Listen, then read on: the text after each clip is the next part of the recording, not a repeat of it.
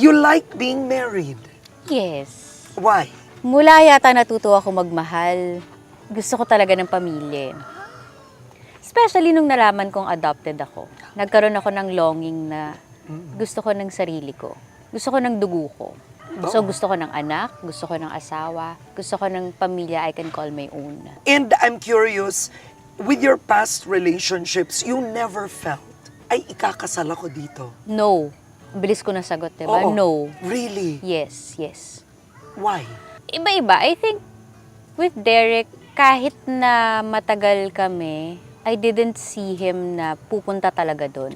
Na parang may planong mag-settle, wala. Siguro kasi every now and then may problema eh. Like, eto na naman, may issue na naman, may away na naman, may ano. With John Lloyd, I think clear sa relationship namin na ayaw niyang magpakasal.